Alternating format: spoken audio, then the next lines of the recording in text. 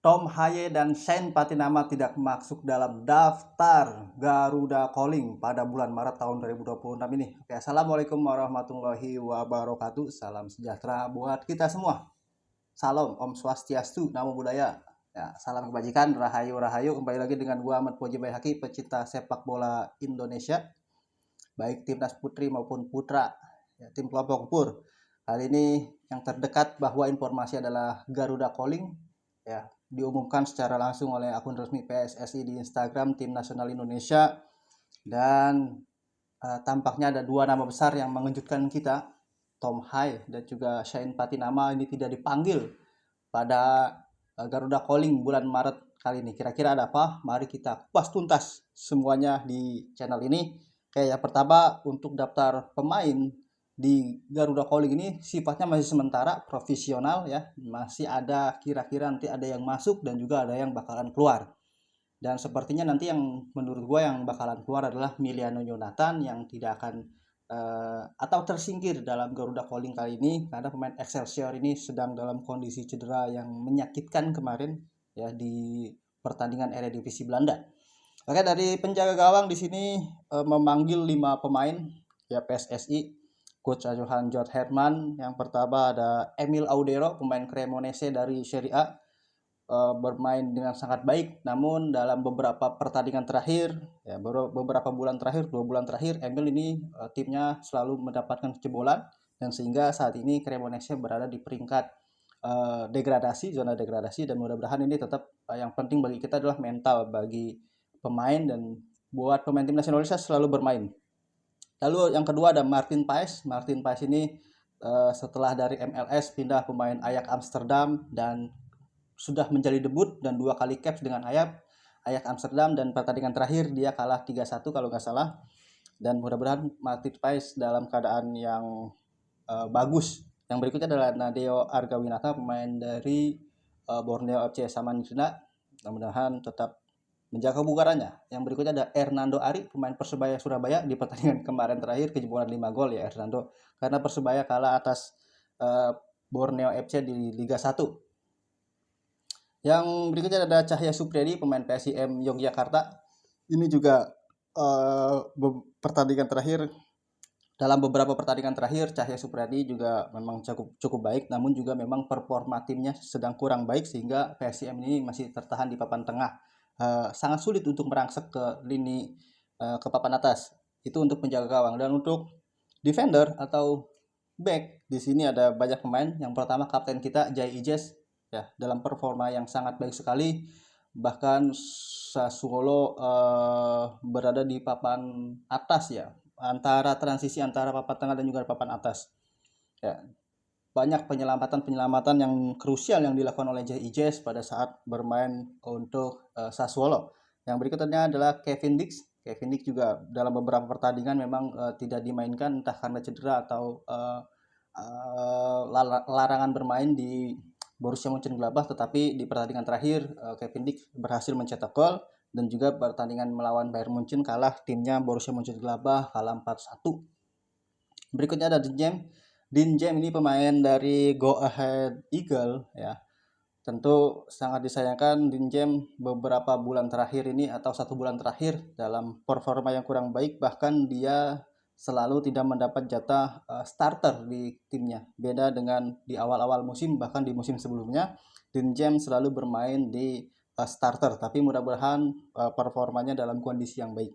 Yang berikutnya adalah yang mengejutkan sekali Elkan Bagot. Mengejutkan sekali Elkan Bagot ini mendapat panggilan lagi oleh pelatih baru John Herman. Tentunya ini banyak membuat spekulasi para pengamat sepak bola, apakah nanti Elkan Bagot akan memenuhi panggilan tim nasional Indonesia atau tidak. Tetapi menurut saya dan berdasarkan pandangan saya bahwa Elkan Bagot tampaknya akan menolak panggilan dari tim nasional Indonesia, karena memang kita tahu beberapa tahun terakhir dari Coach Sintayong ya, Patrick juga dia tidak memenuhi panggilan dan tidak mau bermain dengan berbagai macam alasan ya, begitu. Yang berikutnya ada Justin Hubner. Justin Hubner ini setelah pindah dari Wolverhampton Wanderers pindah ke Fortuna Sittard di Eredivisie Belanda ini bermain juga cukup baik, cuman memang temperamennya masih sangat luar biasa dan beberapa kali mendapatkan kartu-kartu bersama Fortuna Sittard, tetapi memang Fortuna Sittard juga dengan kedatangan Justin Hubner sangat luar biasa performanya.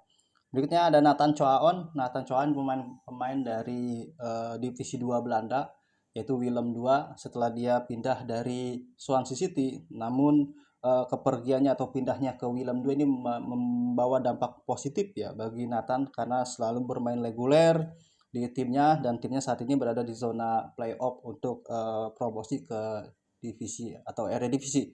Berikutnya ada Doditri Pamungkas, pemain Persebaya. Ini juga pemain yang sangat bagus sekali di Persebaya, selalu menjadi starter, bahkan mampu bersaing dengan tim pemain berlabel timnas ya, yaitu Shane Patinama. Lalu ada Rizky Ridho, ini pasti juga tandemnya dari JIJS ya, kita nggak bisa banyak bicara lah tentang Rizky Ridho dan JIJS, intinya dia pemain yang luar biasa. Berikutnya ada Sandy Walsh juga dimainkan. Sandy Walsh pemain Buriram United juga dipanggil. Ada Fajar Faturrahman, pemain Persija rekrutan baru ya, dipanggil juga. Ada Muhammad Ferrari, pemain Bayangkara FC, dan juga Yance Sayuri, pemain Malut United. Berikutnya di lini tengah, ini ada Calvin Verdong. Menarik ya, Calvin Verdong nanti ditaruh di lini tengah, apakah sesuai berada di lini tengah atau akan bermain seperti bek kiri. Verdong ini pemain yang luar biasa, namun di klub barunya di Lille, Ligue 1 Prancis, dia memang masih bertarung dengan Perrault ya di posisi bek kiri. Kadang-kadang Verdong ini bermain 20 menit, 15 menit, yaitu sangat baik sekali bagi performa tim nasional Indonesia, pemain-pemain diaspora. Berikutnya ada Joy Pelupesi, pemain Liga 2 dari divisi Belgia, pemain Lommel SK. Ini juga selalu menjadi pemain yang penting, dan saat ini timnya berada di peringkat 3 atau peringkat 4 dan masuk dalam zona babak playoff untuk promosi ke Liga Jupiler Belgia. Berikutnya ada Eliano Reinders, pemain Persib Bandung, pemain yang tidak tergantikan posisinya ya, mampu bermain sangat baik di bawah asuhan coach Boyan Hodak bersama Persib Bandung. Lalu ada Ivar Jenner, setelah dia pindah dari FC Utrecht Jong ya, pindah ke Dewa United, mendapat panggilan juga. Mudah-mudahan nanti bisa memberikan dampak buat timnas Indonesia. Dan Jordi Amat, pemain Persija Jakarta, juga dipanggil karena senior, tapi akan sangat sulit apakah Jordi Amat nanti akan bisa bermain atau tidak. Lalu ada Mark Locke, pemain Persib Bandung, juga dipanggil. Jadi sangat mengejutkan netizen ya, kenapa Mark Locke bisa dipanggil lagi. Lalu ada Ricky Kambuaya, pemain Dewa United, pemain yang sangat tenang. Kakak Ricky ya, Witan Sulaiman yang sebelumnya tidak dipanggil, akhirnya dipanggil kembali bersama dengan satu angkatannya, Egy Melgiansah, Maulana Fikri. Dan ada tim debutan ya, tim Gaypens, pemain FC Emmen ya, dari Liga 2 Belanda, akhirnya mendapat panggilan setelah sudah lama sekali. Tim Gaypen ini sumpah WNI ya, pada saat itu kalau nggak salah bareng sama siapa ya, sama JIJS atau sama siapa gitu. Lalu ada Arkan Fikri, pemain Arema FC, Ezra Walian, dan akhirnya kembali lagi Ezra Walian setelah bertahun-tahun tidak dipanggil ya, Ezra Walian akhirnya dipanggil. Ada Victor Detan, pemain PSM Makassar. Dan untuk lini depan di sini ada Miliano Jonathan. Tampaknya Miliano Jonathan ini karena cedera bersama tim Excelsior Eredivisie Belanda kemarin, tampaknya kesakitan sekali ya. Akhirnya mudah-mudahan dalam kondisi yang baik ya, nanti bisa bermain di tanggal 27 Maret. Lalu ada striker kita Ole Romeni, pemain Oxford United, yang memang timnya dalam performa yang kurang baik. Mudah-mudahan bisa membawa buat timnas Indonesia. Adrian Wibowo, pemain LA Galaxy, klubnya Son Heung-min, juga dibawa. Ada Beckham Putra, pemain Persib Bandung. Ada Mauro Zylstra, ini pemain dari Persija Jakarta yang pinjam dari FC Volendam. Jadi kita juga nggak tahu kenapa Mauro Zylstra ini bisa dipanggil padahal dia tidak mendapat menit bermain ya, tapi ya, inilah pelatih baru yang memang kadang-kadang seperti Yakob Yayuri, pemain yang punya kelincahan, juga dipanggil. Ragnar Oratmangun yang sudah selesai cedera dari bermain di FC Dender ya, kemarin juga sudah memulai bermain kembali sebagai pemain pengganti di FC Dender. Namun FC Dender ini berada di peringkat paling bawah, peringkat dasar dari Liga Jupiler Belgia. Lalu ada Hoki Caraka kembali dipanggil. Hoki pemain Persita Tangerang yang menunjukkan performa luar biasa. Dia berada di posisi sayap kanan dan juga sayap kiri kadang-kadang, lalu juga membantu pertahanan ketika back dari Persita Tangerang mengalami kesulitan atau backup bertahan yang luar biasa dari Hoki Caraka ini yang membuat Hoki Caraka mungkin dipanggil. Lalu ada Jens Snapen Bali United, ini juga mudah-mudahan ya memberikan performa yang terbaik. Dan Stefano Lillipali kembali dipanggil di usia yang sangat senior sekali, 35 tahun kurang lebih ya dipanggil. Ada Ramadan Sananta, itu terakhir Ramadan Sananta. Dan yang menarik ada dua nama, Shane Patinama dan juga Tom Hai tidak dipanggil dalam Garuda Calling kali ini edisi bulan Maret tahun 2026, karena memang sebenarnya sejatinya Tom Hai dan juga Shane Patinama itu tidak dipanggil karena mendapatkan larangan bermain sebanyak 4 pertandingan karena dianggap ada uh, tindakan yang tidak sesuai pada saat pertandingan Indonesia menghadapi Irak di kualifikasi Piala Dunia ronde keempat tentunya kemarin.